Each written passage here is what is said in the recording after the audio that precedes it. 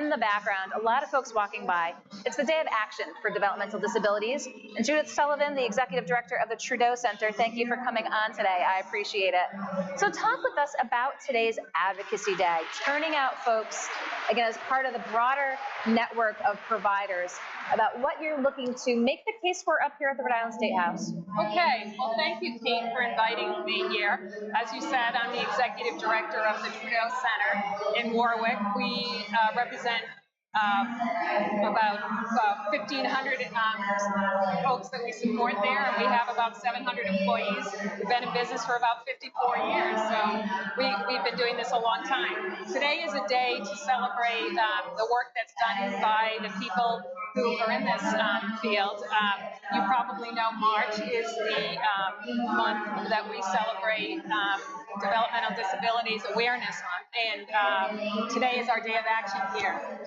There are a number of service providers here, people who do this kind of work with these folks, but there are also lots of people here who, as you can hear in the background, who get these supports and services. And so today's our day to celebrate their success and also have people aware of what they do, all the things they've accomplished, and also hear a little bit about the work that's done by the folks that make sure that these folks can access their services.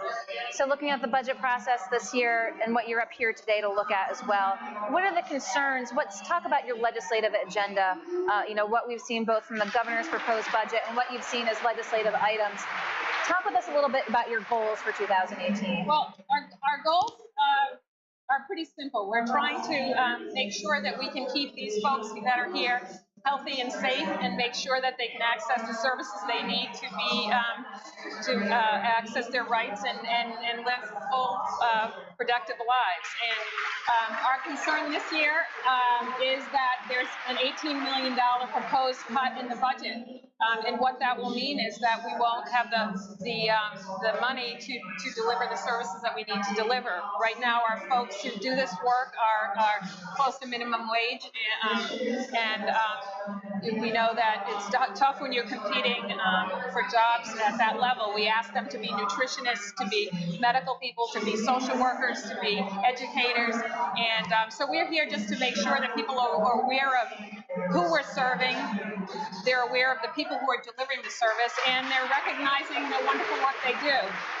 We feel good about our efforts with the elected officials and with Director Boss, Director Zanke, and even with Secretary Bean. And we've got a number of proposals in there to help us with the budget cuts, and also to make it more flexible to operate, and to get some wages to the increased wages to our folks. And is that really, again, today's day of action to show, again, the huge turnout here? You can probably see in the background here at the Rhode Island State House. I mean, how detrimental would this proposed $18 million cut be?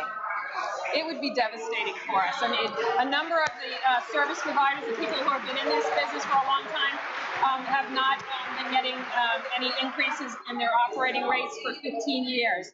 Where we've been trying to make sure that we could deliver the service that we need to, because these are our most vulnerable population, and with an $18 million cut, some of us will go out of business, and we worry about what will happen to all these folks who are out here, and they worry as well, which is why they're here. So, but we're confident that we can work with the elected officials and the state regulators to get to a point where we can all continue to deliver the great service that we do. And while we have you here, anything else you want to let folks either know about Trudeau, but you're part of the community provider network of Rhode Island, represents 23 private providers. I mean, this is the entire community here. Yes, I mean, we represent your friends, your neighbors, your relatives, your loved ones. We're here. We help 3,500 people out of this network. We have, as you said, 23 organizations like Trudeau that are doing this, and there are others that aren't part of this network that are also delivering that service. And I feel that this is everybody's responsibility, and so a day like today helps people become aware of it and try to figure out what they can do to help. I would encourage people to come visit our organizations.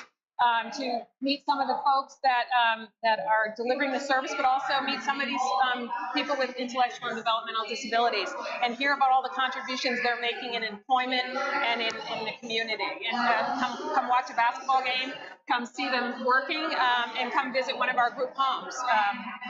And make a difference.